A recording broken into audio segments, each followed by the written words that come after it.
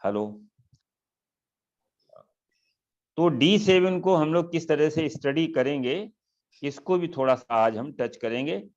तो इसको देखते हैं, स्टार्ट करते हैं। तो लोग आ गए हैं, कुछ टाइम भी हो गया है और जुकाम है तो बीच में थोड़ा सा दिक्कत भी हो सकती है, तो उस समय उसको आप लोग ध्यान नहीं देंगे ज्यादा। तो सबसे पहले हम यहाँ श्रापों से शुरू करते हैं कि संतान होने का तो हम लोगों ने कॉम्बिनेशन देख लिए कि लग्न लग्नेश, पंचम पंचमेश, नवम नवमेश, और उसके बाद जो है वो सप्तम भाव। क्योंकि संतान जो है प्राप्त करने का बड़ा हक जो है वो महिला को जाता है, स्त्री को जाता है। क्योंकि इसमें जो है, जैसे हम लोग जब बीज स्फुट और क्षेत्र स्फुट पढ़ते हैं तो वहां पर पाराशर जी ने स्पष्ट ये कहा गया है कि अगर बीज स्फुट थोड़ा सा सामान्य भी है, थोड़ा सा कमजोर भी है, और क्षेत्र स्फुट बहुत अच्छा है, स्ट्रांग है, तो संतान होने की संभावना होती है। वहां डिनायल नहीं कहना चाहिए, क्योंकि कमजोर बीज भी अच्छी उपजाऊ भूमि में एक स्वस्थ वृक्ष को, स्वस्थ पौधे को जो है जन्म दे सकता है। लेकिन इसका अगर उल्टा किया जाए कि अच्छे से अच्छा बीज अगर खराब या कमजोर भूमि में, अनउपजाऊ भूमि में अगर डाला जाता है तो बीज नष्ट हो जाता है, वहां पर वृक्ष या पौधा बनने की गुंजाइश नहीं रहती है। वो फैक्टर, वो जो है सिद्धांत यहाँ भी लागू होता है कि अगर क्षेत्र स्फुट जो है बहुत बलवान है, नवांश में भी और राशि में भी, 6 8 12 में नहीं गया है, किसी पापी ग्रह के संयुक्त उसमें कंजंक्शन में नहीं है, पापी ग्रह से दृष्ट नहीं है, नवांश में भी ठीक है, तो कमजोर बीज स्फुट भी संतान उत्पन्न कर सकता है, ऐसा ऋषियों का मत है।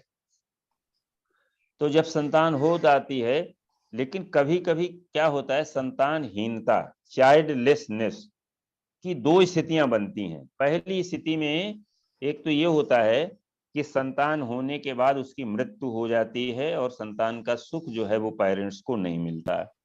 दूसरा कारण ये भी हो सकता है कि संतान हो ही ना। तो ये दोनों स्थितियां बनती हैं। पंचम भाव हम लोग सब जानते हैं, ये पूर्व जन्म के कर्मों का यहाँ पर संचय है। पूर्व जन्म के शुभ या अशुभ फल जो भी यहाँ संचित हैं पंचम में, उनके आधार पर इस भाव का फल हमको मिलता है। तो अगर मान लीजिए कोई पिछले जन्म का कर्स है, श्राप है अगर किसी का, तो श्राप के कारण हमारा पंचम भाव अगर दूषित हो रहा है तो संतान होने में दिक्कत होती है, कभी कभी संतान नहीं भी होती है। तो कई प्रकार के श्राप बताए गए हैं। जैसे सबसे पहले सर्प का श्राप होता है। सर्प में जो है उसमें राहु, राहु का इन्वॉल्वमेंट, पंचम हाउस, पंचमेश, जुपिटर, सूर्य, इनमें से कहीं पर भी बनता है और जिसकी वजह से संतान नहीं होती है, तो उसे राहु का जो है श्राप कहलाता है कि वो राहु श्राप से या सर्प श्राप की वजह से संतान नहीं होती है। हालांकि सर्प को केवल नाम दिया गया है, लेकिन जितने भी रेंगने वाले कीट हैं, उनको जो है, जंतु जितने रेंगने वाले हैं, हम लोग क्या करते हैं, अज्ञानता बस अनेक जो है ऐसे जंतुओं को मार डालते हैं, कुचल देते हैं, जिससे जिससे एक श्राप बन जाता है। सर और पंचम उसको भाव हम लोग, सूर्य और किस पे बोला सर? जुपिटर अच्छा, कारक है ना। हाँ जी हाँ जी हाँ जी। हाँ, तो इसलिए जो है जब भी राहु से संबंध बनता है तो सर्प दोष या सर्प श्राप की वजह से संतानहीनता आती है। इसी प्रकार से जब सूर्य, जो कि पिता का कारक है, सूर्य जब कमजोर होता है, नीच का हो, 6 8 12 में गया हो, राहु के साथ में हो, शनि या मंगल से दृष्ट हो, तो भी एक कारण बनता है कि संतान न हो। उसे हम कहते हैं पितृ श्राप। पिता के श्राप की वजह से संतान नहीं होती है। इसी प्रकार से चंद्रमा, फोर्थ हाउस मदर का है, पंचम हाउस संतान का है, चंद्रमा मदर का कारक है।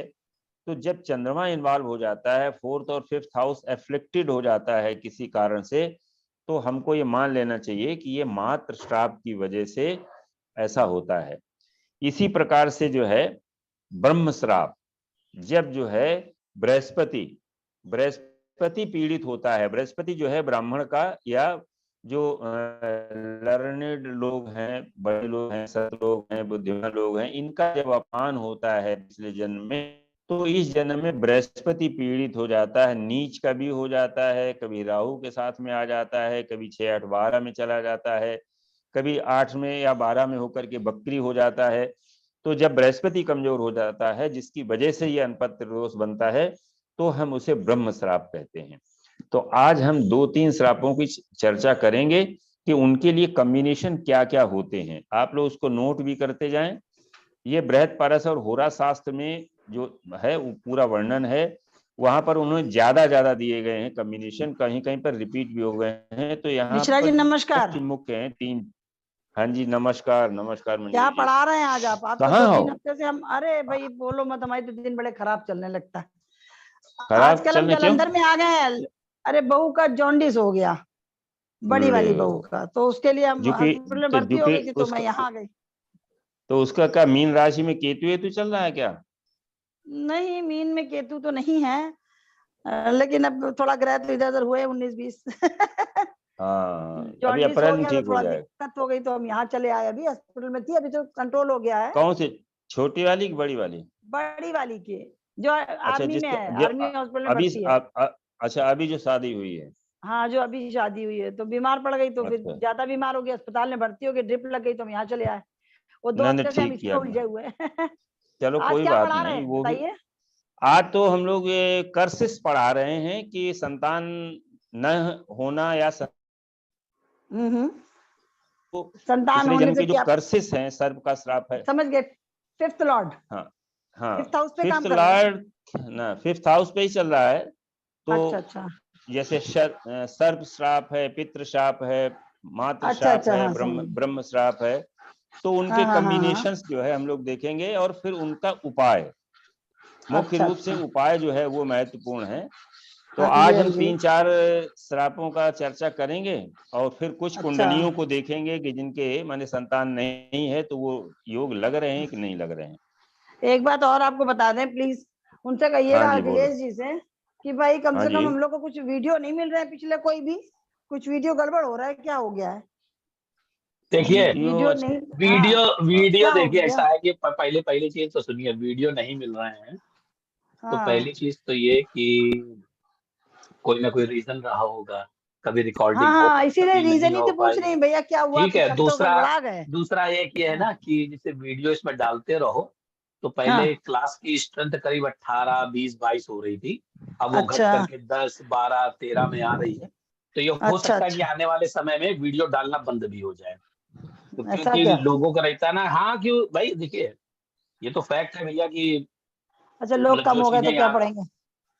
नहीं, हाँ हाँ पढ़ने हाँ की हाँ। वाली बात नहीं। जब आदमी सोच लेगा, रीडर रिकॉर्डिंग आ जाएगी, उसको देख तो लेंगे, लोग तो इस क्लास में नहीं क्लास आ रहे हाँ की हैं?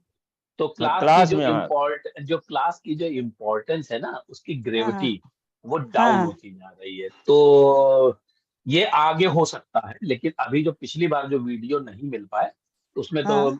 अभी एक दिन तो हमारा जो है पूरा जूम ही जाम हो गया था, तो उस पे नहीं हो अच्छा। पाई। एक दिन जो है क्या कहते हैं, हाँ बस वही रहा है कि एक दिन जूम जाम हो गया था, हाँ, तो दो नहीं दिन हो दो पाई दिन थी। प्रीति प्रीति ने 2 दिन जो है एडमिन हाँ प्रीति ने अपने उससे किया था। हाँ, किया वो था। रिकॉर्ड वो तो एक रिकॉर्ड वो रीजन रिकॉर्डिंग नहीं नहीं है, तो हो, हाँ। बाकी ऐसा कुछ नहीं है। लोग रहे तो कुछ नहीं, रिकॉर्डिंग तो इसलिए दी जाती है हाँ कि हाँ।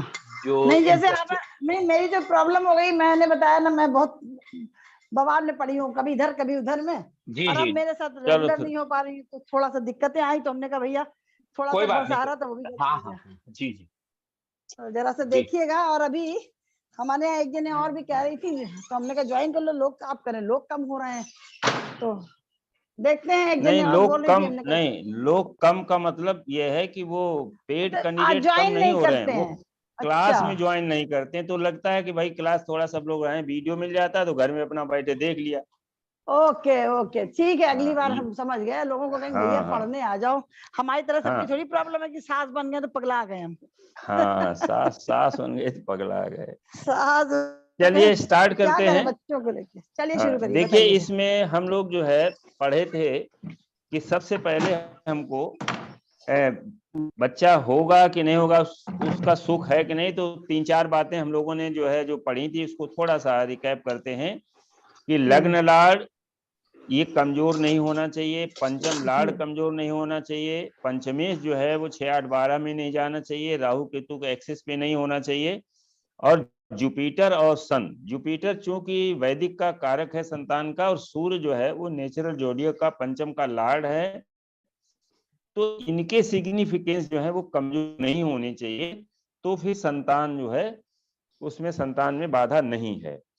इसके बाद इसको D9 में देखते हैं, और फिर इसकी पुष्टि जो है वो D7 में करेंगे। तो आज हम D7 को भी थोड़ा सा स्टडी करेंगे, इसको कैसे देखते हैं, D7 के प्रत्येक भाव से संतान से संबंध को हम लोग किस तरह से देख सकते हैं।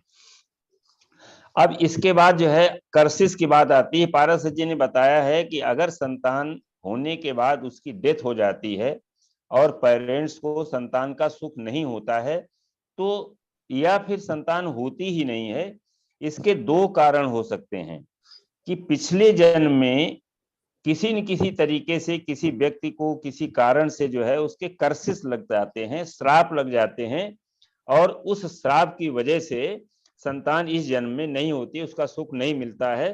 तो कई तरीके के श्राप हैं, उनको हम लोग आज 2-3 को यहाँ डिस्कस करेंगे, फिर उनकी रेमेडी क्या हो सकती। तो सबसे पहले अभी हम लोग डिस्कस कर रहे थे कि स्नेक, कर्स ऑफ स्नेक जिसे कहते हैं सर्प दोष, कुंडली में सर्प दोष क्या होता है।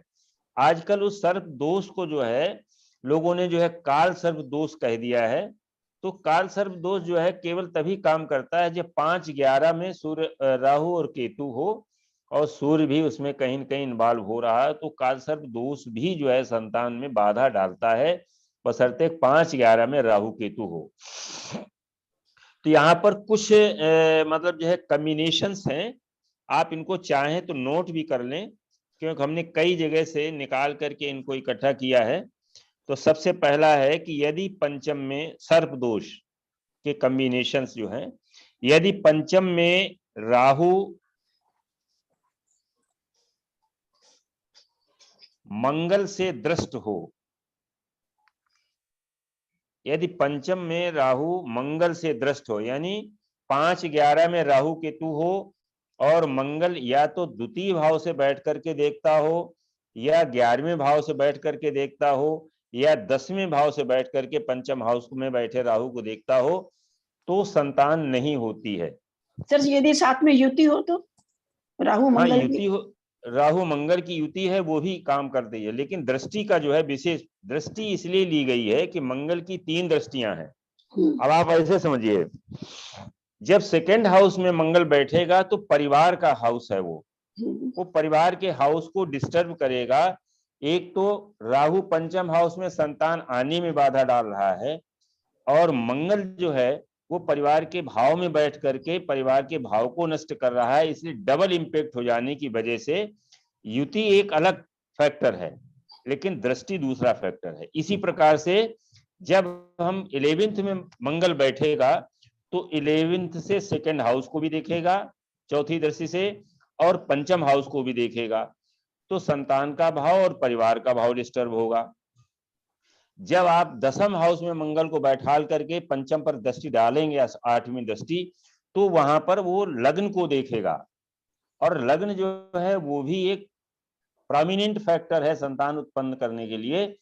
और उसके बाद वो 10th में बैठ करके चतुर्थ भाव को देखेगा जो ग्रह का सुख है, और पंचम भाव को देखेगा।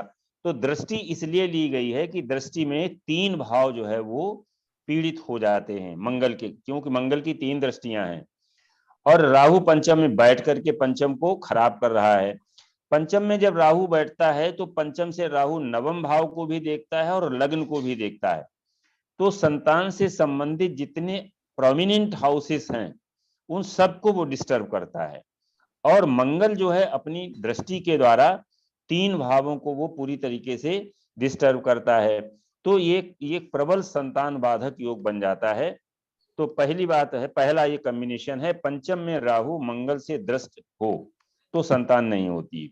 दूसरा ये है कि यदि पंचम का स्वामी राहु के साथ हो और शनि जो है पंचम में बैठ करके चंद्रमा से दृष्ट हो, दूसरा कॉम्बिनेशन है पंचम का स्वामी पंचमेश जो है वो राहु के साथ में हो और पंचम हाउस में बैठा हुआ शनि एकादश में बैठे हुए चंद्रमा से दृष्ट हो, तो संतान नहीं होती है। अब इसके साथ में एक बात आती है, पंचम में वृश्चिक या मेष का मंगल अगर राहु के साथ में है तो संतान नहीं होती है। मेष या वृश्चिक राशि में स्थित पंचम में मंगल राहु के साथ में, यहां कॉम्बिनेशन आ गया। अब यहाँ इसलिए आ गया कि मंगल की राशि भी पीड़ित हो गई। सर फिर से बोल दीजिए ये पॉइंट। मेष या वृश्चिक राशि में पंचम भाव में स्थित मंगल राहु के साथ हो।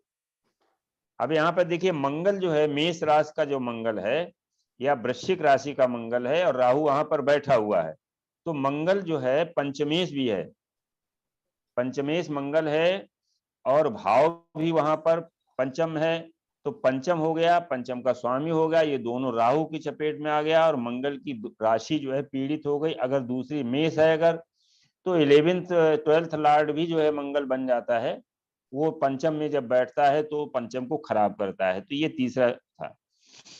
इसके बाद एक और कॉम्बिनेशन है, यदि बृहस्पति राहु के साथ में हो, पंचमेश वीक हो, लग्नेश मंगल के साथ में युति कर रहा हो,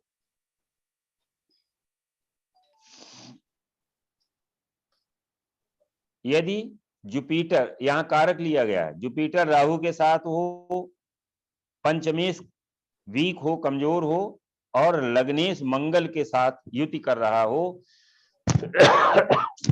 तो सर्प दोष के कारण संतान नहीं होती है।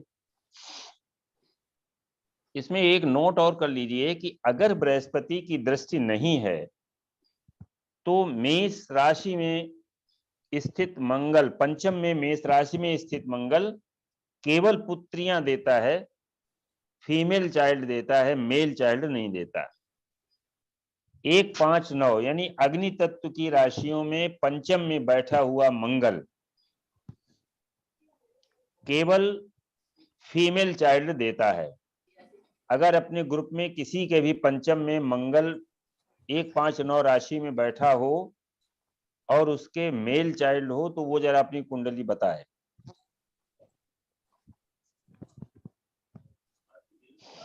वैसे मिश्रा जी संतान के लिए तो खाली हम लोगों ने मेल चाइल्ड की बात करते हैं क्योंकि वंश की बात होती है ना पंचम भाव से। नहीं, वो हमने अलग से लिया ना, ये कर्ष से अलग हट करके है, ये कॉम्बिनेशन है कि सिंह माने अग्नि तत्व की राशि में अगर मंगल हाँ, वो तो पंचम में जल बैठा जाएगा, है, पंचम भाव ही जल गया कहना चाहिए, तो इसलिए वो लड़के मतलब जो है, हाँ, तो नहीं इसलिए देता है। मेल चाइल्ड है।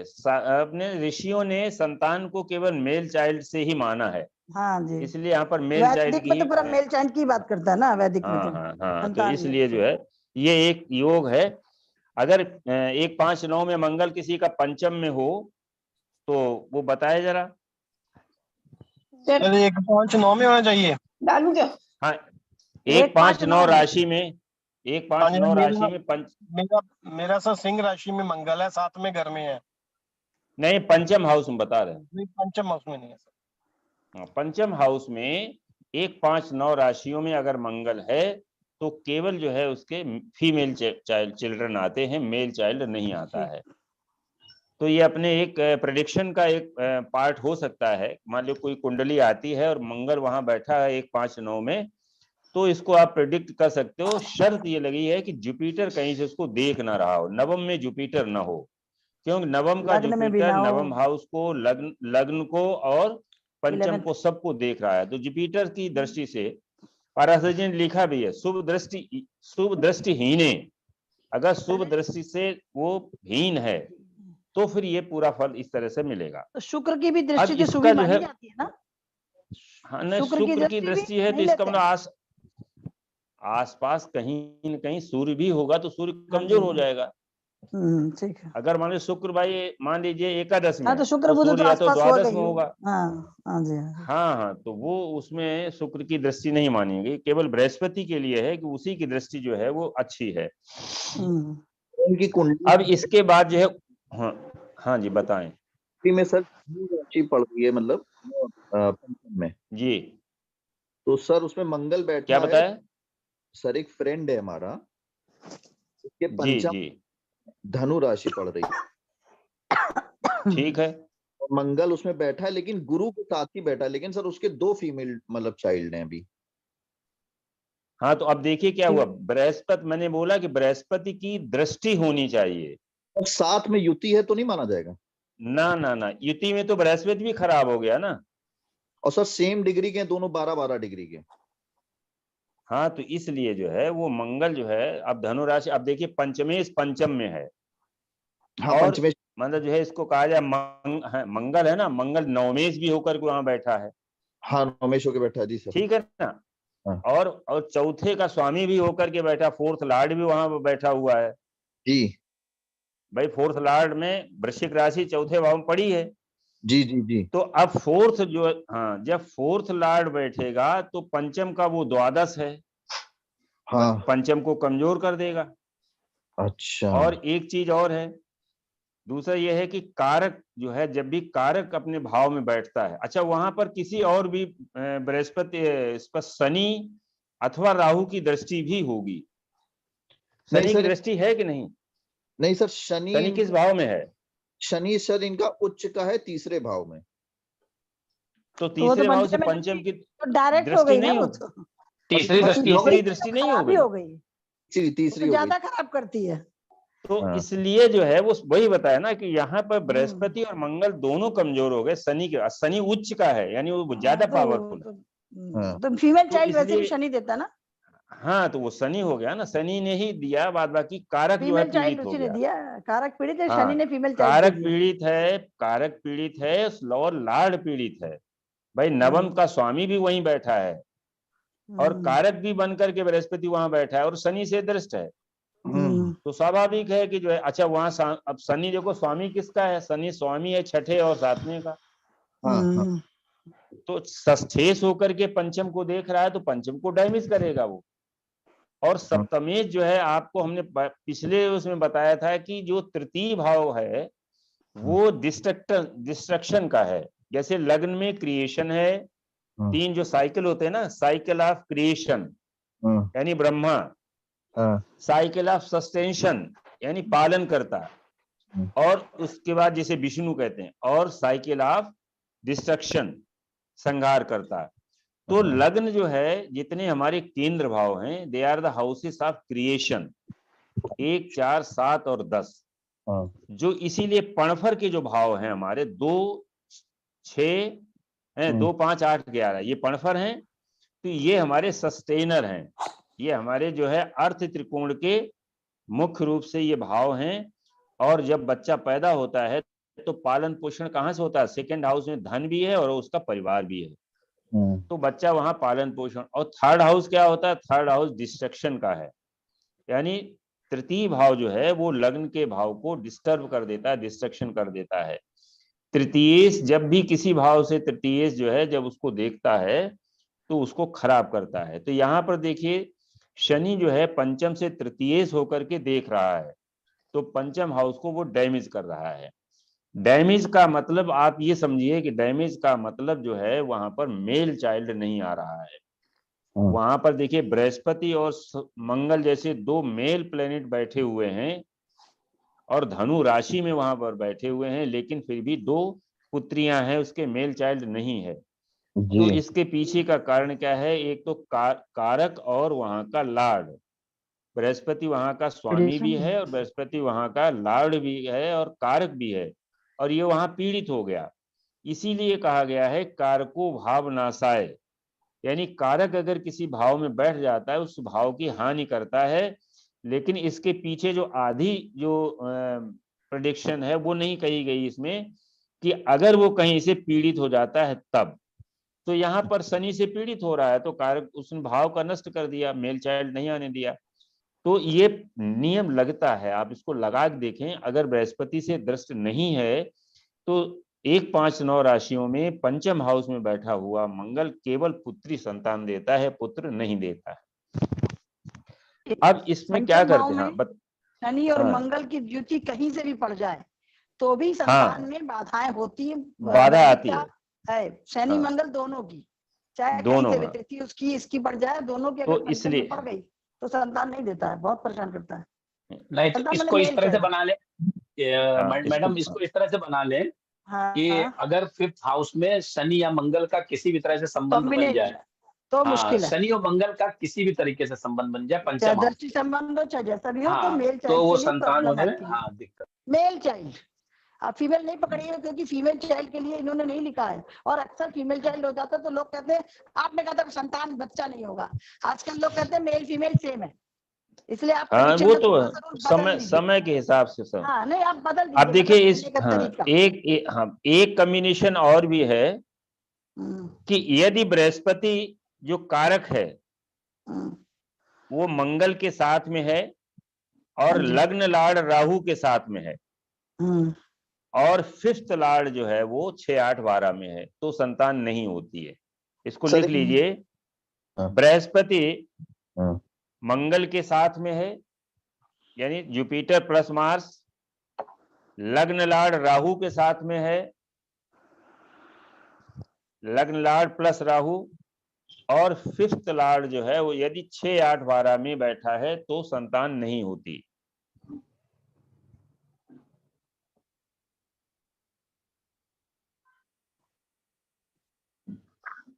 तो ये 4-5 कम्बिनेशन है, और ज्यादातर जो कुंडलियां जिनके संतान नहीं है, अभी हम लोग 3-4 कुंडलियां जो है डिस्कस करेंगे, उनमें ये योग पाए जाते हैं। अब ये है कि जब अगर हमें योग पता चल जाए तो फिर कैसे इसका निराकरण कैसे किया जाए, जिसे परिहार, सर इसे फिर से रेमेडी बताइए ना कहते हैं। सर, क्या? फिर से बताइए ना ये लास्ट वाला लास्ट कॉम्बिनेशन। वाला है जुपिटर प्लस मार्स कहीं पर भी हो। ओके। है दूसरा पॉइंट है लग्न लार्ड और राहु के साथ में, लग्न लार्ड प्लस राहु, दूसरा कॉम्बिनेशन। और थर्ड में यह है कि 5th lord should be in 6, 8 and 12 houses. Mishra ji अगर मंगल और राहु आप बता रहे हैं ना, मंगल और हाँ राहु संतान हमें नहीं देता। नहीं, लग्न लग्न का लार्ड और राहु का कॉम्बिनेशन बता रहे हैं। अच्छा, सर- लग्न लॉर्ड और राहु। सर ये जैसे और जुपिटर, हाँ हाँ तीन- रुकिए, देखिए इसको समझ लिए, 3 पार्ट हैं इसमें। पहला है जुपिटर प्लस मंगल, दूसरा है लग्न लार्ड प्लस राहु, और तीसरा है 5th लॉर्ड जो है वो 6, 8, 12 में हो। अगर इस तरह का है ठीक है। कॉम्बिनेशन कहीं पर तीनों एक तो साथ, फिर हाँ तीनों एक साथ हो। एक साथ मतलब तीनों का कॉम्बिनेशन देखना पड़ेगा, खाली एक से नहीं कॉम्बिनेशन है। हाँ तीनों, हाँ एक ही कुंडली में तीनों स्थितियां तीनों अगर चीजें बनती हैं, मिलेगी तब हाँ नहीं होगा। तीनों चीजें मिल जी तब हाँ। ये मिलेगा। अब इसका उपाय है, तो देखिए इसमें पारासर जी ने अपना एक दूसरी जगह कहीं लिखा है, उसका हम श्लोक पहले पढ़ देते हैं, उसके बाद बता देते हैं कि हिंदी में। ग्रह योग वसैनैवे नृणाम ज्ञात्वा अनपत्यताम तद दोष परिहारार्थम नाग पूजाम समाचरेत स्वग्रह युक्त विधानेन प्रतिष्ठाम कारयेत सुधि नाग मूर्ति सुवर्णेन कृत्वा पूजाम समाचरेत गो भू तिल स्वर्ण दद्याद पंच वित्तानुसारता एवं कृते तु नागेंद्र प्रसादात वर्ते कुलम।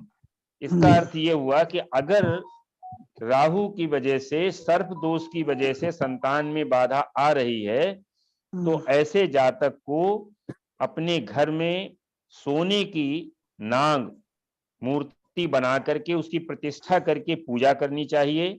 उसके पश्चात गौ, भूमि, तिल और स्वर्ण आदि का दान करने के बाद नागराज की कृपा से पुत्र की प्राप्ति होती है।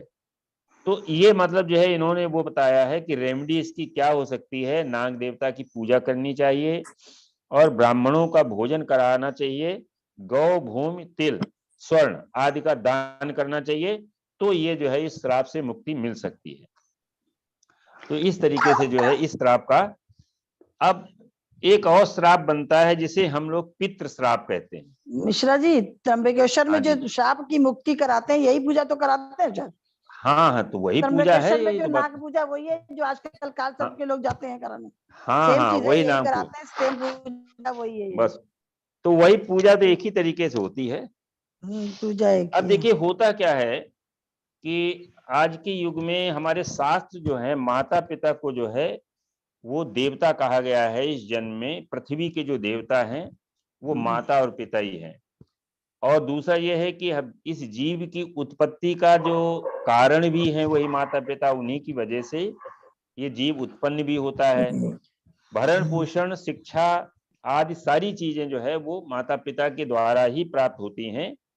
परंतु आजकल के युग में ये संतानें सब भूल जाती हैं और तामसी प्रवृत्ति के जो आजकल बच्चे पैदा हो रहे हैं वो अपने माता पिता की केवल अवहेलना ही नहीं करते हैं, ओल्ड एज में उनकी बहुत ही अपमान भी उनको करते हैं।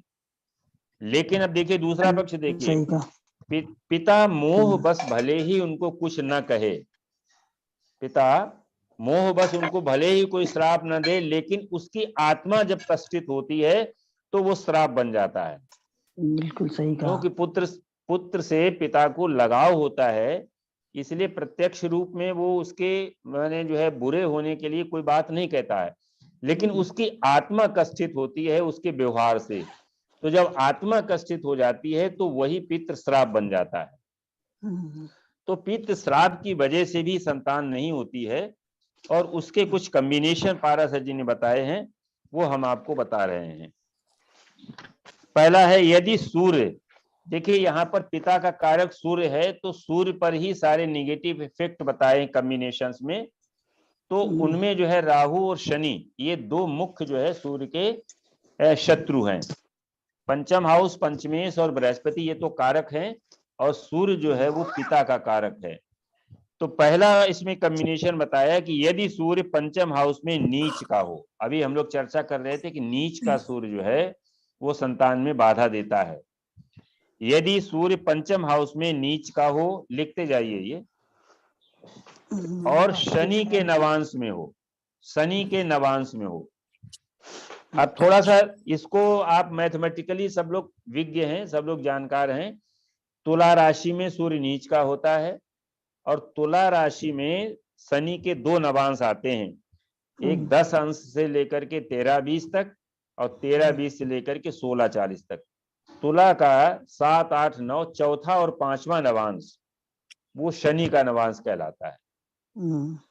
तो अगर शनि पंचम हाउस में तुला राशि में 10 अंश से लेकर के 16 अंश 40 कला के बीच में स्थित है तो ये 16 नीच का शनि के नवांश में होगा।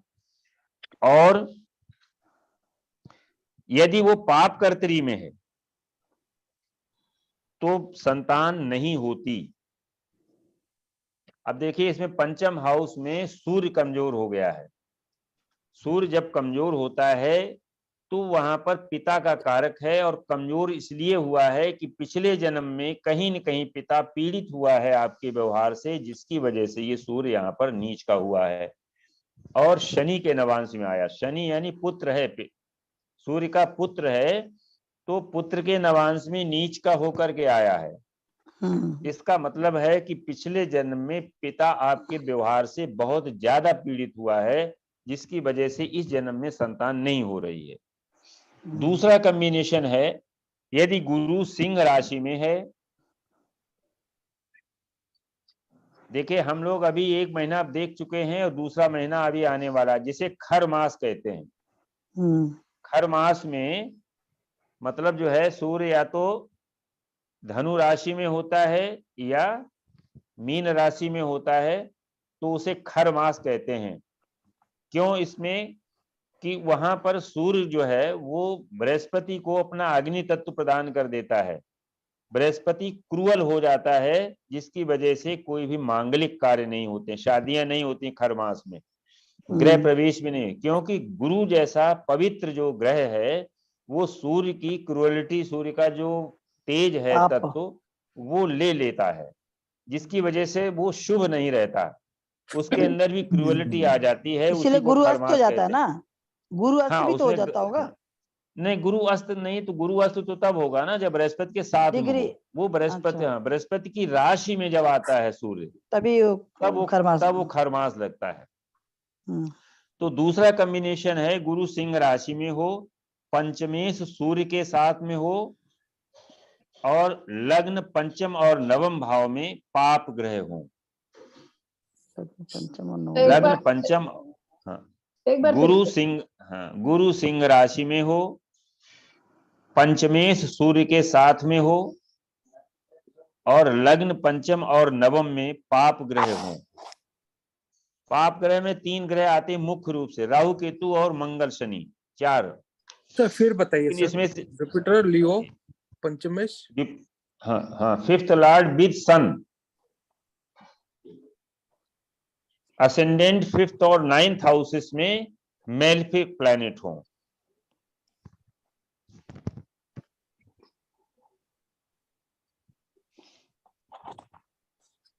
तीसरा जो है इसमें कॉम्बिनेशन है वीक लग्नेश पंचम में हो। अब देखो, वीक लग्नेश कहा गया, वीक कैसे होता है? पंचम हाउस तो हमारा अच्छा है, केंद्र त्रिकोण का संबंध बनता है। वीक का मतलब या तो वो शत्रु क्षेत्री हो या नीच का हो, या शत्रु क्षेत्री हो या नीच का हो। तो लग्नेश पंचम में जाकर के क्या करेगा, ये लग्नेश भी पीड़ित हो गया और पंचम हाउस भी पीड़ित हो गया, क्योंकि वो वहां पर कमजोर है, वीक है। और पंचमेश सूर्य से अस्त हो, अस्त होने का मतलब विद इन 3 डिग्री 20 मिनट। कोई भी प्लैनेट सूर्य के साथ में 3 डिग्री 20 मिनट के यानी 1 नवांश के अंतर में होता है तो वो अस्त हो जाता है। केवल बुध को जो है अस्त का फल नहीं मिलता है, क्योंकि बुध जो है वो सूर्य में विलीन जरूर हो जाता है, लेकिन बुध के जो अंदर जो है वो अस्त का उसे वो नहीं लगता, दोष, प्रभाव नहीं पड़ता। हाँ, सूर्य पंचमेश से अस्त हो और लग्न और पंचम में पाप ग्रह हो तो संतान नहीं होती है। ये दूसरा कॉम्बिनेशन था। तीनों में देखो आ रहा है सूर्य, सूर्य ही आ रहा है, उसी में पीड़ा दिख रही है तो पिता का श्राप बनता है।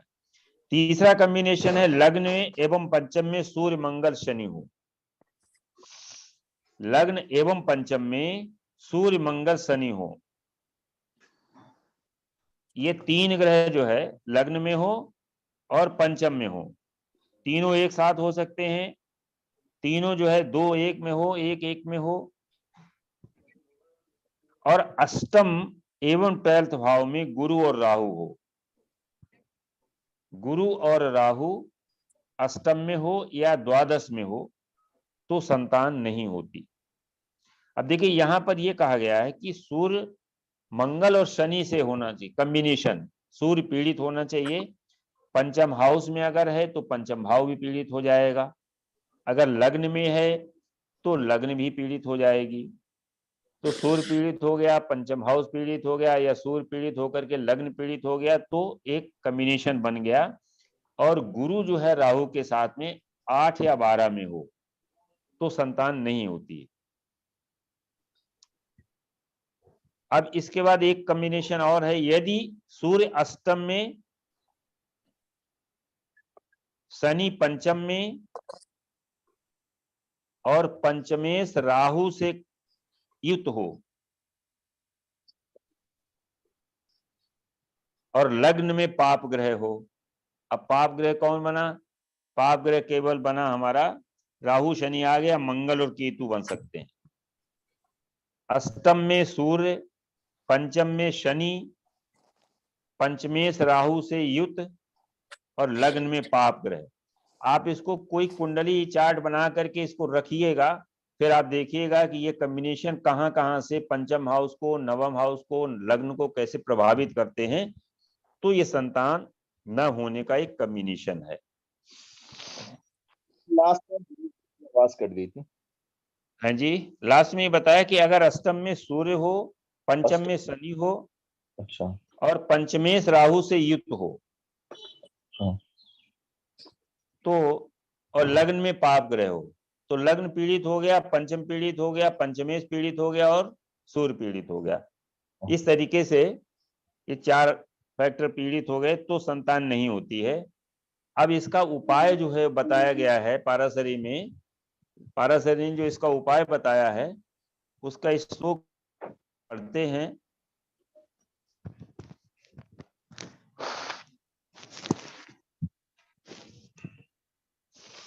हेलो। पितृदोष परिहारार्थम गया श्राद्ध च कारयेत, ब्राह्मण भोजये दत्त आयुतम वा सहस्त्रकम, अथवा कन्यादानम गोदानम च समाचरेत, एवं कृते पितुः सांतान उच्यते नात्र संशया। मतलब इसमें बताया गया है कि गया का श्राद्ध करना चाहिए। इसे पितृदोष कहते हैं, पिता का श्राप है, पितृदोष भी इसको कहा जाता है। तो पितृ तो उसमें आता है अपने पितृदोष के लिए, तो श्राद्ध जो है बताया गया है गया में श्राद्ध करना चाहिए, अधिक से अधिक ब्राह्मणों को भोजन कराना चाहिए, कन्यादान और गोदान, यदि अपनी कन्या ना हो तो किसी अन्य की कन्या लेकर के उसका दान करें।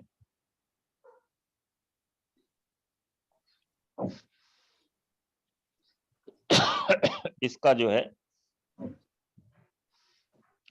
एक इसमें कॉम्बिनेशन और है, बाद में हमें और एक जगह मिला है और वो कई कुंडलियों में हमने लगा के देखा है कि यदि छठा लाड़ जो है पंचम में हो, यदि छठे का स्वामी पंचम में हो और दसम का स्वामी छठे में हो और जुपिटर राहु के साथ में हो। अब जरा इसको देखिए, छठे का स्वामी पंचम में है तो हमने पहले ही बताया था कि अगर षष्ठे छठा का स्वामी पंचम में हो और लग्न जो है मंगल के साथ में हो तो पहली संतान होने के बाद मृत्यु हो जाती है और फिर दूसरी संतान नहीं होती है।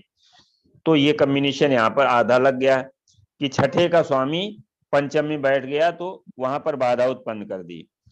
दसम का स्वामी छठे में गया, दसम जो है वो पंचम से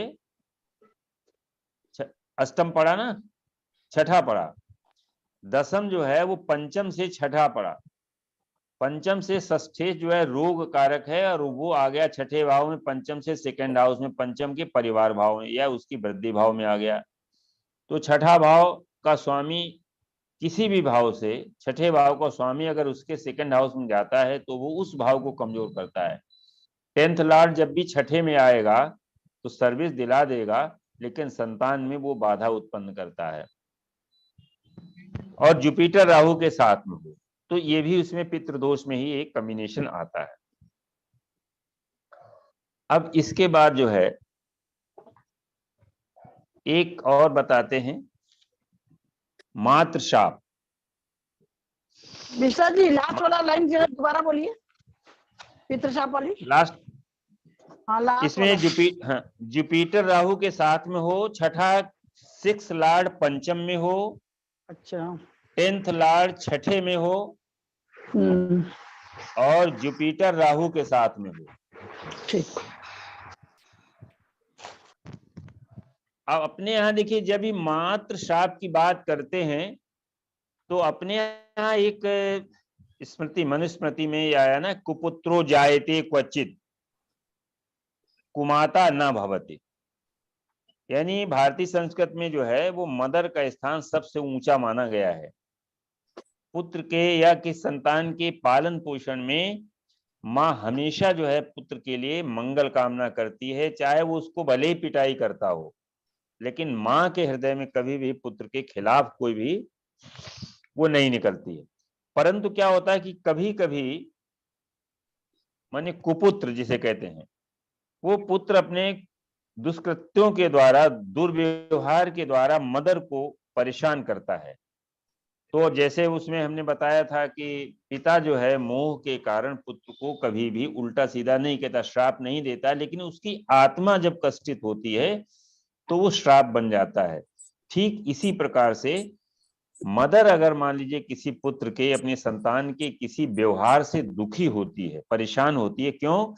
क्योंकि उसके अंदर वात्सल्यता है, वो जीवन आजीवन कभी भी अपने संतान के लिए निगेटिव नहीं सोचती। और उस परिस्थिति में यदि संतान उसको किसी न किसी अपने व्यवहार के द्वारा उसको परेशान करता है, तो उसके हार्ट में, उसके दिल में आत्मा उसकी कष्टित होती है, तो वो श्राप बन जाता है। और अगले जन्म में वो श्राप बन करके संतानहीनता, क्योंकि वो संतान से सीधे जुड़ी है, तो संतानहीनता का कारण बनती है। तो इसमें भी हम लोग देख सकते हैं कुंडली में कि कुछ कॉम्बिनेशंस आते हैं। जैसे चंद्रमा जो है वो माँ का कारक है, 4th हाउस जो है वो चंद्रमा का घर है, नेचुरल जोडियक का, वो मदर का हाउस है, और 5th हाउस जो है वो संतान का भाव है। तो इनमें से दोनों भाव पीड़ित होने चाहिए, साथ साथ में जो कारक हैं सूर्य और बृहस्पति वो भी पीड़ित होने चाहिए, तो मात्र श्राप की वजह से संतान नहीं होती है। तो उसके कुछ कॉम्बिनेशंस हैं, फिर हम लोग रेमेडी देखेंगे कि क्या क्या रेमेडी हो सकती है। पहला कॉम्बिनेशन है मीन लग्न।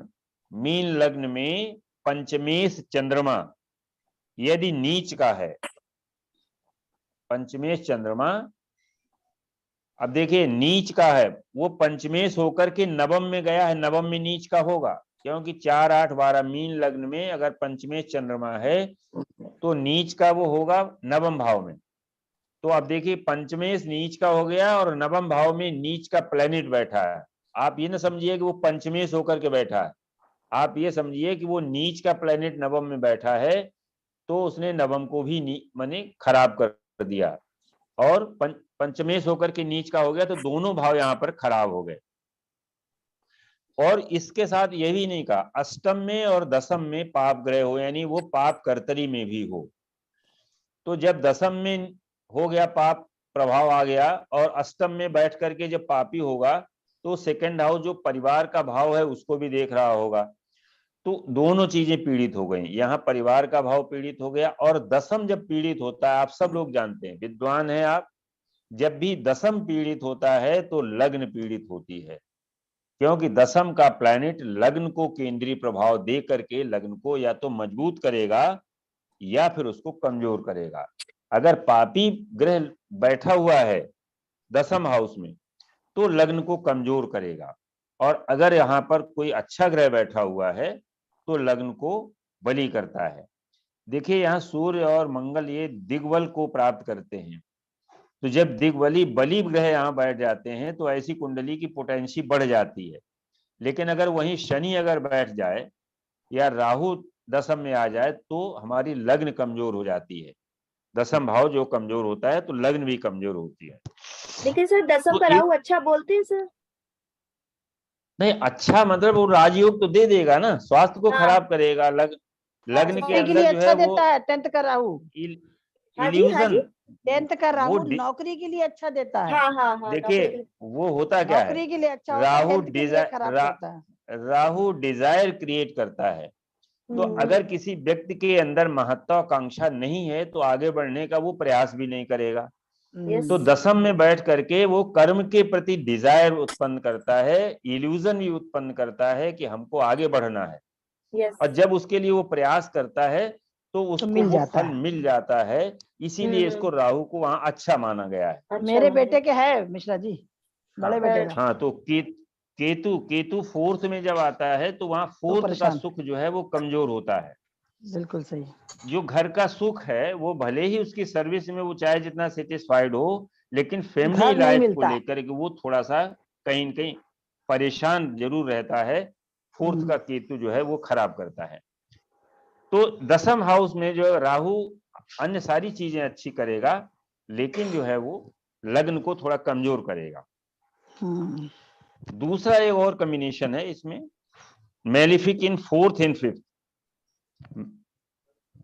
ये आपने लिख लिया सबने कॉम्बिनेशन। पहला कॉम्बिनेशन बताया कि चंद्रमा पंचमेश होकर के नीच का हो और वो पाप कर्तरी में हो, और 4th और 5th हाउस में पाप ग्रह बैठे हो, मेलिफिक बैठे हो, तो मात्र श्राप के मदर कर्स के कारण संतान नहीं होती है।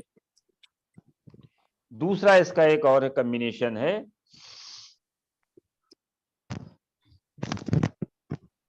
अगर शनि 11वें भाव में है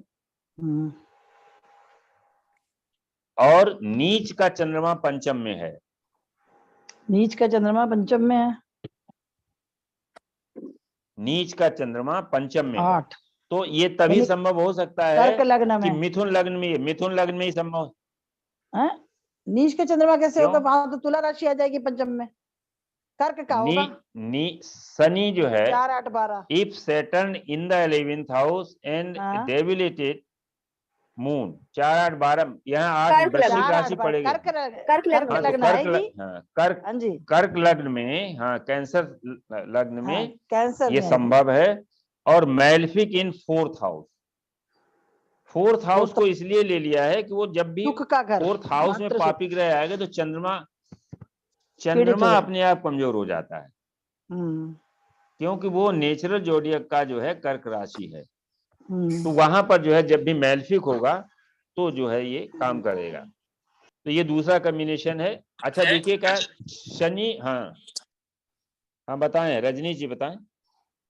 शनि और चंद्रमा की जो युति है या दृष्टि संबंध है, ये भी एक अच्छा योग नहीं है सांसारिक सुख के लिए। शनि चंद्रमा या शनि और चंद्रमा का सम सप्तम होना ये भी एक अच्छा योग नहीं है।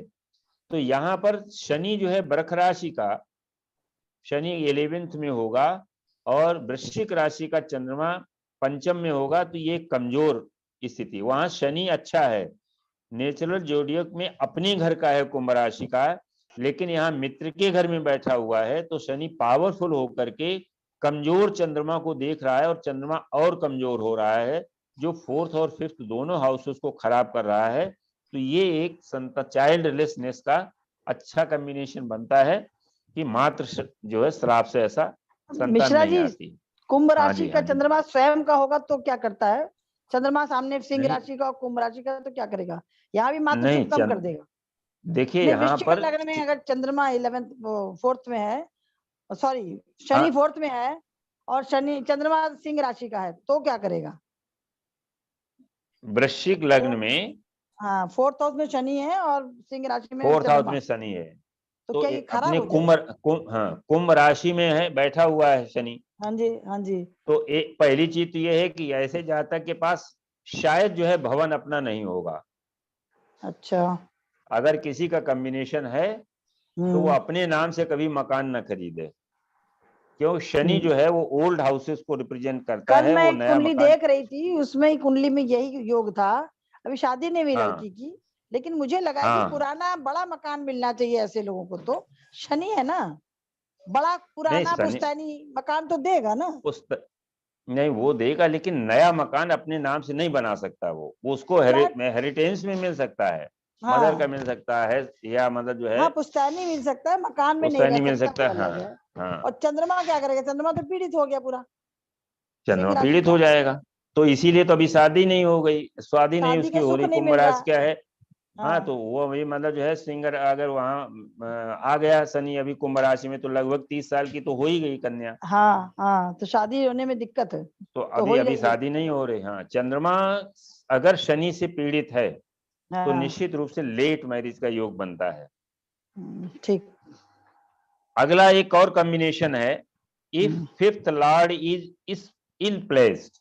अगर पंचमेश जो है वो इल प्लेस्ड माने 6 8 12 में, और मून जो है वो मैलेफिक के साथ में है।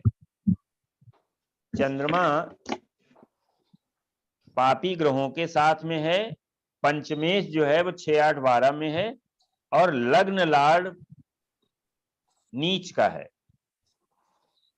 तो मात्र श्राप से ये संतान नहीं होती। अब यहाँ चंद्रमा जो है मैलेफिक के साथ में पीड़ित हो गया, कारक है उसका माता का, और फिफ्थ लॉर्ड इल प्लेस्ड हो गया, खराब इस जगह चला गया, तो पंचम भाव भी कमजोर हो गया। और लग्न लॉर्ड जो है जो सामर्थ्यवान है वो नीच का हो गया। तो ये जो है कॉम्बिनेशन एक बन गया, मात्र श्राप की वजह से ये संतान नहीं होती। अब इसके बाद एक कॉम्बिनेशन और है, फिफ्थ लॉर्ड अगर पंचम का स्वामी चंद्रमा के साथ में हो, शनि राहु और मंगल 5 या 9 हाउस में हो,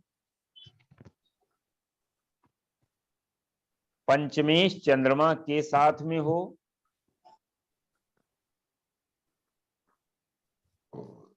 शनि, राहु और मंगल पंचम हाउस में या नवम हाउस में हो तो मात्र श्राप से संतान नहीं होती। अब इसको कुंडली में देखिए, ये भी आप लोग होमवर्क, ये आप समझिए कि जो कॉम्बिनेशन बनाए गए हैं वो किसी न किसी लग्न पर आप इसको कोई लग्न ले लीजिए और उस लग्न से इनको जो है आप बना करके कॉम्बिनेशन वो डालिए जो कॉम्बिनेशन बनाए गए हैं, और आप फिर देखिए कि पंचम हाउस, पंचमेश और उसके कारक किस तरीके से पीड़ित हो रहे हैं, तो ये संतान का दोष देते हैं। लग्न कोई भी हो, कॉम्बिनेशन ये आनी चाहिए।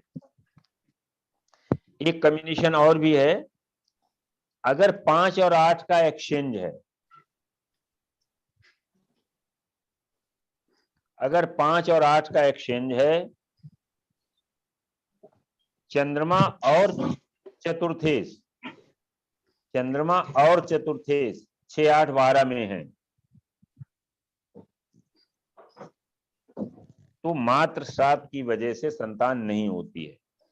देखिए 5, 8 का जो एक्सचेंज है तो वैसे भी खराब है संतान की आयु के लिए। मेरे एक दूर के रिलेटिव हैं, उनकी ये कॉम्बिनेशन है 5, 8 का, इंदौर में रहते हैं, बहुत पैसे वाले हैं। उनके 2 लड़के थे, दोनों लड़कों की डेथ हो गई। एक लड़के को तो उसकी बहू ने गोली मार दी बेडरूम में ही, वो मर गया। एक लड़के को कैंसर हो गया, उसकी डेथ हो गई। पिता माता के सामने ही दोनों यंग लड़कों की डेथ हो गई और 5, 8 का वहां पर परिवर्तन था।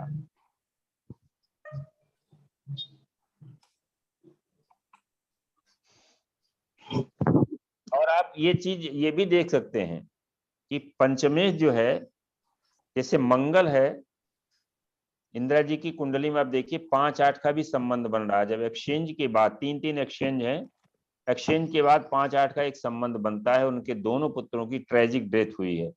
आप उनकी कुंडली पर ये लगा के देखें, 5, 8 का एक्सचेंज जो है वो संतान के लिए बहुत खराब है, हेरिटेज के लिए अच्छा है।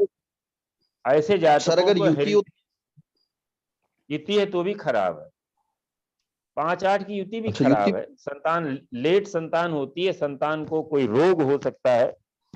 अगर बृहस्पति की दृष्टि नहीं है तो संतान को कोई, लेकिन अगर ये कॉम्बिनेशन सही में है तो हेरिटेज उसको मिल जाएगी। संतान को अपने माता पिता से या नेटिव को अपने मैंने जो है माता पिता से एक अच्छी प्रॉपर्टी, अच्छा धन मिल सकता है, क्योंकि पंचम हाउस जो है वो गेन का है। गड़ा धन भी मिल सकता है इसमें तो, पंचम अष्टम में। हाँ, लक्ष्मी स्थान, हाँ गड़ा धन। अरे भाई इंदिरा गड़ा जी धन ने लोगों सब को मिलता है ना कई बार गड़ा धन। गायत्री देवी का सारा तो खजाना खुलवा दिया था, वही मिला हुआ राजस्थान की जो रानी थी गायत्री देवी, सारा खजाना आज तक पता नहीं चला कहाँ चला गया वो। अरे बाप रे, राहुल गांधी खा रहे हैं। हाँ, राहुल गांधी खा रहे, कौन खा? हाँ, ये तो बात है। आगे जिंदगी नहीं चली, वही खा रहे हैं बैठ के।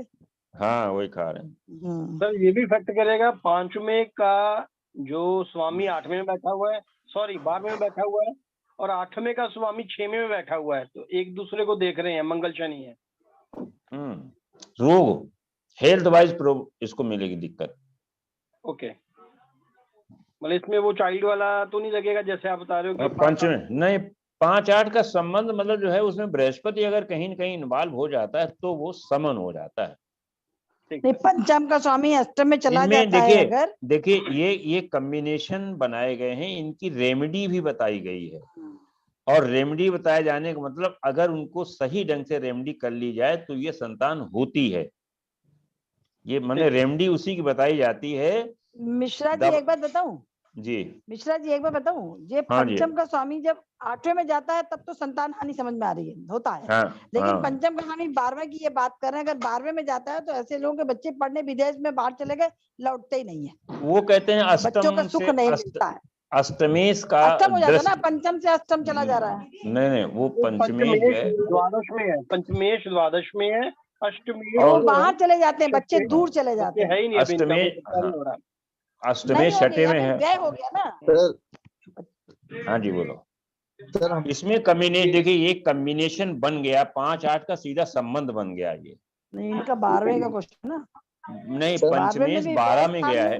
एक मिनट सुनिए, पंचमेश द्वादश में गया है और अष्टमेश छठे में आकर के उसको देख रहा है।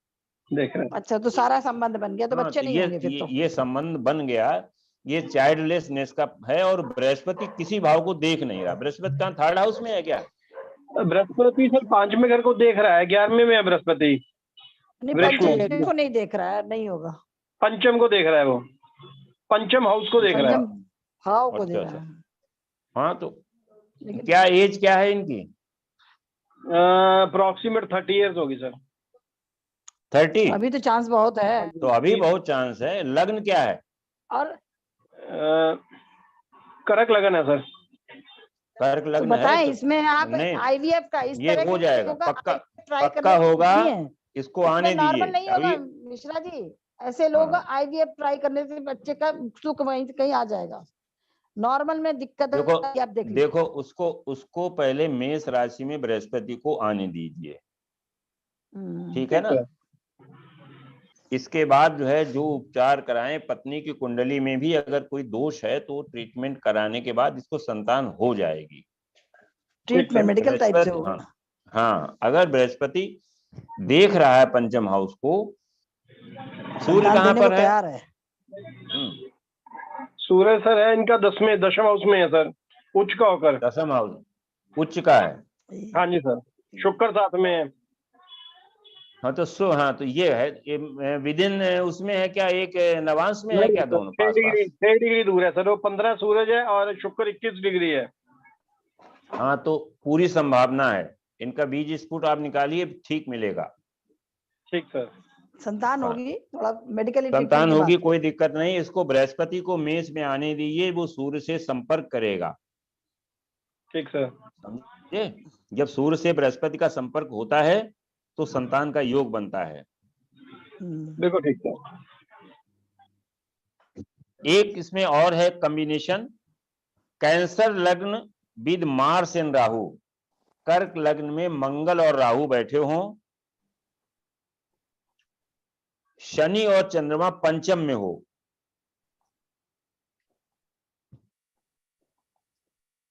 तो अब देखो इसमें क्या होगा।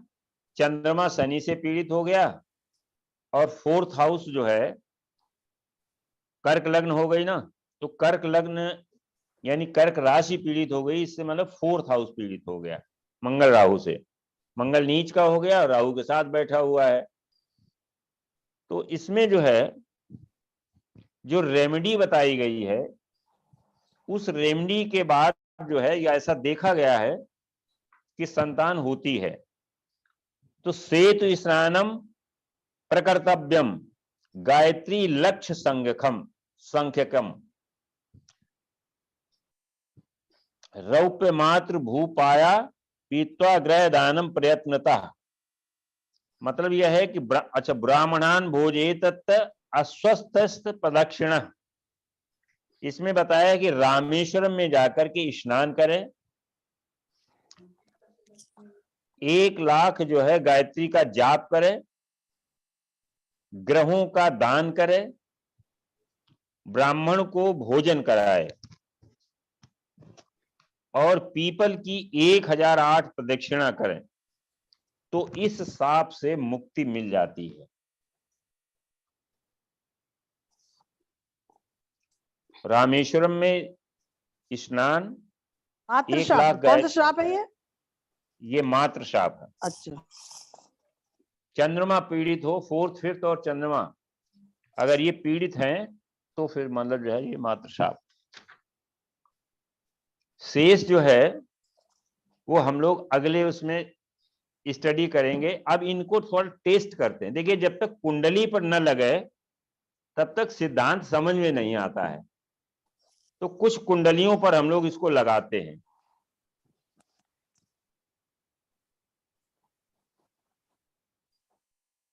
अखिल भाई, हेलो, कहाँ अखिल जी चले गए? हो गए अखिल जी? अखिल जी कहाँ गए? कोई सब यही है, आपके लिए वो पराशर लाइट खोला है हमने, अच्छा अच्छा। ताकि उसको एक शेयर कर कुंडली सकें। देखो, एक जो हीरोइन रेखा है, इनकी कुंडली को जरा देखते हैं। जी, आ गया चार्ट? हाँ, आप लगाइए। बताइए डेट ऑफ बर्थ। हाँ, 10 अक्टूबर 1954।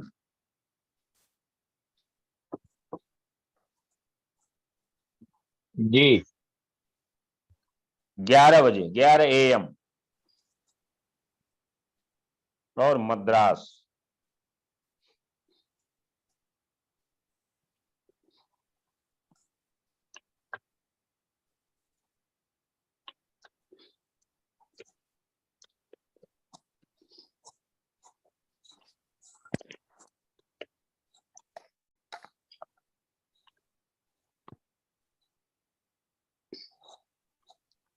तमिलनाडु।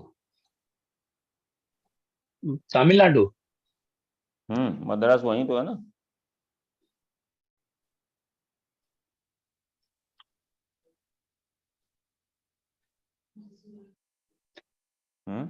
तमिलनाडु ठीक है, तमिलनाडु लिख लिया।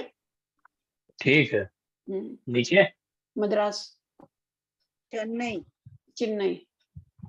अब चेन्नई यहाँ डालो।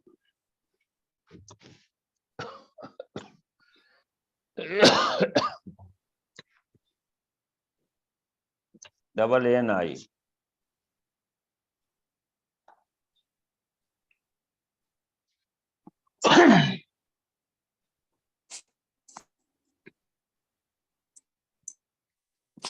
लग्न में राहु। देखिए, हाँ अब देखिए इसमें कुंडली में इनको नियम को लगाते हैं। नंबर 1, पंचमेश मंगल राहु के साथ लग्न में, 5 और लग्न दोनों पीड़ित हो गई।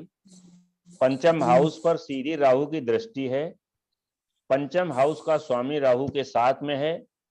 लग्न में 2 पापी ग्रह मंगल और राहु बैठे हैं। राहु नवम हाउस को भी देख रहा है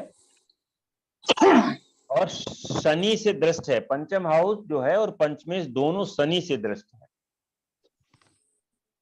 तो यहां पर मेन रोल राहु का है। राहु पंचम हाउस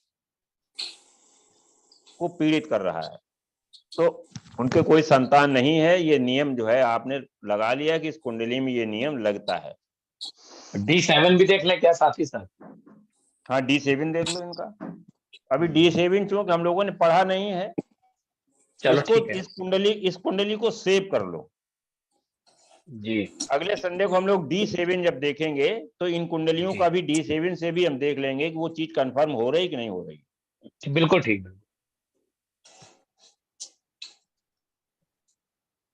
कारक भी अष्टम में पड़ा हुआ है। हाँ गुरु जो है उच्च का है लेकिन अष्टम में पड़ा हुआ, तो लग्नेश अष्टम में है अष्टम में चला गया। और वो और मंगल सबसे बड़ा है मंगल से फोर्थ हाउस। नहीं मंगल से देखिए पीड़ित फोर्थ हाउस है मातृ और सुख का भी है। हाँ मात्र सुख का वो भी भी है। अष्टमेश और हो ये गया ना, जो तो अभी अष्टम लास्ट है। में हम लास्ट में जो हम लोगों ने नियम पढ़ा है 5-8 का सीधा वो सीधा भी लग्न। संबंध है। पंचमेश जो है वो अष्टम हाउस में बैठे हुए जुपिटर को देख भी रहा है। चतुर्थेश को देख रहा है वो भी। हाँ चतुर्थेश सुख का घर है, वो भी अष्टम में गया है, उसको मंगल से दृष्ट है। वो हाँ ये भी उसको कह देख सकते रहा हैं। है। और शनि की दृष्टि भी है मिश्रा वही जी। बता रहे शनि की 10वीं दृष्टि है। शनि की 10वीं शनि दृष्टि की है दृष्टि अष्टम हाउस पर। शनि की दृष्टि पंचम हाउस पर भी है और अष्टम हाउस पर भी है। अष्टम हाउस पर भी है, कारक पर है तो कह इसमें सकते ये हैं। इसमें जो हम लोगों ने पढ़े हैं वो सब नियम लग रहे हैं। हाँ जी, और ये लाइव कुंडली है। आप सब लोग जानते हैं कि सी हैज नो ठाकुर से भी चिल्ड्रन। जानते हैं। हाँ नंबर 2 में डालिए। एक मिनट रुक जाइए।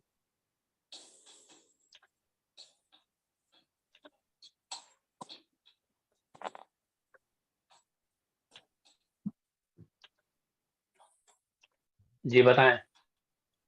संजीव कुमार।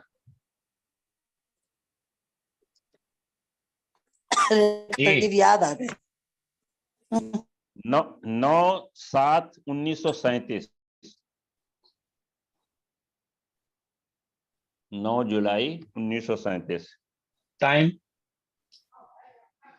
टाइम इनका है 9 PM मुंबई। 21 डाल दीजिए। कुछ भी डाल दो वो PM में आ जाएगा।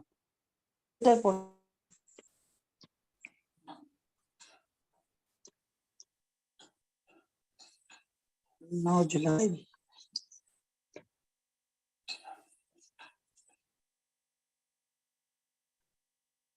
मुंबई महाराष्ट्र मुंबई।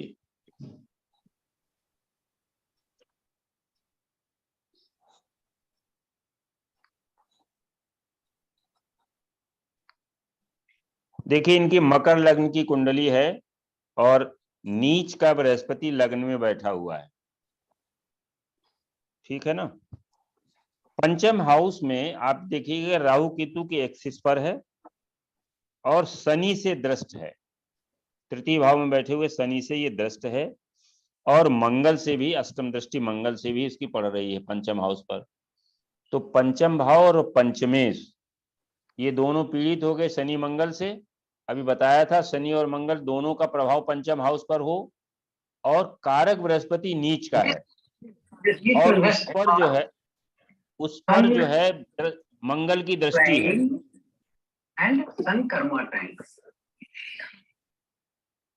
ये शनि कर्मटाइन कहाँ से आ गए? सुनिए ना, कोई व्यक्ति दूसरी क्लास भी अटेंड कर रहा है, एक ही साथ नहीं एक ही साथ दो क्लासें चल रही हैं। हाँ ये वो नायक सर बोल रहे हैं, नायक सर की है ये। हाँ, इसमें जो है कोई व्यक्ति दो क्लासेस अटेंड कर रहा है एक साथ। चलो कोई बात नहीं, अटेंड करना चाहिए, फिलहाल तो यहाँ का साइलेंट रखना चाहिए बस। हाँ, यहाँ का बंद कर दें और क्या। अब देखिए ये जो है इसमें आप लगाइए संजीव कुमार का पंचम हाउस में केतु राहु के एक्सिस में है, पंचमें शुक्र वहीं बैठा है, शनि से दृष्ट है, मंगल से अष्टमी दृष्ट है, कारक जो है वो मंगल से पीड़ित है क्योंकि मंगल की दृष्टि हुआ, चतुर्थ दृष्टि मंगल की शनि पर, वो गुरु पर पड़ रही है। तो इस तरीके से आप देखिए कि ये जो कॉम्बिनेशन अभी हम लोगों ने पढ़े हैं उन कॉम्बिनेशंस पर जो है पूरी तरह से ये नियम लग रहा है। इस कुंडली में जुपिटर डेबिलेटेड है, सेट जो शनि से एस्पेक्टेड है पंचम हाउस, और पंचम हाउस में केतु है और पंचमेश भी वहीं पर बैठा हुआ शुक्र, शनि और मंगल दोनों की दृष्टि है। तो इस तरीके से इनका एक्सचेंज है। देखिए मिश्रा जी, तीसरा लग्न और तृतीयेश का एक्सचेंज भी है। देखिए मैंने अभी थोड़ी देर पहले बताया था तृतीय का स्वामी जहां पर बैठ जाता है वही नुकसान करता है, वो उस चीज को डैमेज करता है। यहाँ तृतीय का स्वामी जो है वो गुरु है, वहां बैठा हुआ है, लग्न को उसने डैमेज किया, उसकी दृष्टि पंचम पर पड़ रही है तो पंचम को भी डैमेज किया है क्योंकि वो लॉर्ड ऑफ डिस्ट्रक्शन है। थर्ड हाउस बड़े करेजियस है, करेज देता है, वो देता है, लेकिन जब हम उसको स्पिरिचुअल साइड में जाएंगे तो साइकिल ऑफ डिस्ट्रक्शन है थर्ड हाउस में। तो वो यहाँ पर एक्सचेंज 3 और 1 और 3 का एक्सचेंज जो है इनको आर्टिस्ट तो बना दिया, कलाकारी बना दी, और क्योंकि शुक्र केतु के साथ में है और वहां पर पंचम में बैठा हुआ है इसलिए अच्छा बना दिया। स्वग्रही शुक्र है ना, और अच्छा बना। हाँ, लेकिन वहां पीड़ा, शुक्र पीड़ित है इसलिए शादी नहीं हो पाई। हाँ जी। सप्तमेश जो है, सप्तमेश सप्तम में है लेकिन नीच के गुरु से दृष्ट है। चंद्रमा भी शादी नहीं करने देता ढंग से, वो नहीं राहु से पीड़ित, नहीं राहु का दृष्टि है ना, राहु की दृष्टि भी है, वैसे भी सप्तम का चंद्रमा परेशान करता है, कभी कभी 2 शादी करा देता है। हाँ वो तो इनका भी यही हाल, तो यही रहा बॉलीवुड में, तो ये चलता है ना सब। पक्का रहा है वो सब है, वो अलग चीज है, दिख रही हो तो टेढ़ा मेढ़ा। तो जो हम लोग पढ़ रहे हैं वो इसमें नियम लग रहा है। तीसरी कुंडली और हम लोग देखते हैं मीना कुमारी की। वो भी कुंवारी रहेगी?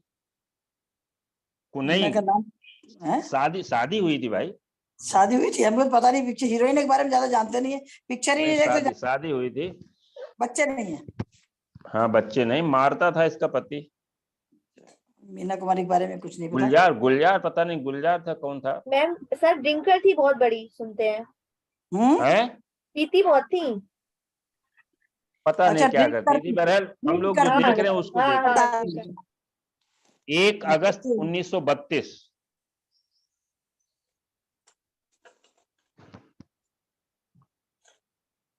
1 अगस्त 1932 11:55 मुंबई।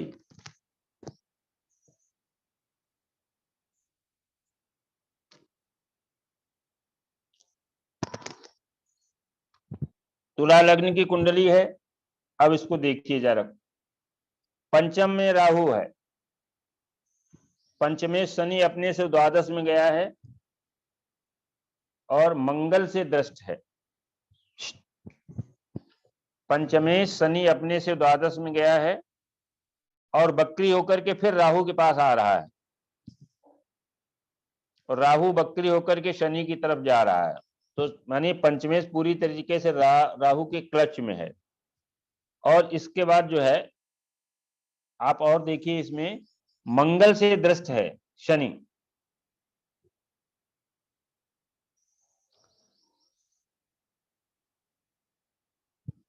सिंह राशि में बृहस्पति केतु के साथ में है, तो सिंह राशि भी पीड़ित हो गई, गुरु भी पीड़ित हो गया। पंचम राशि पीड़ित होगी कालपुरुष की। हाँ वही गुरु बताया, पीड़ित हो गया। पंचम सिंह और द्वादशेश बुध जो है उसके साथ बैठा हुआ है। तो यहाँ पर भी वो चीज बनी कि संतान का सुख जो है फोर्थ हाउस में शनि, फोर्थ हाउस का नेटिव को शनि भी नहीं बहुत मिला। खराब कर देता है मिश्रा जी। फोर्थ हाउस का शनि सुख में बाधक, तो दुख का कारक बैठा तो दुख ही देगा, सुख कहाँ से दे देगा। हेलो, फिर इसको आज यहीं खत्म करते हैं। अगले दिन 2 श्राप और हम लेंगे और उनकी कुंडलियां लेंगे।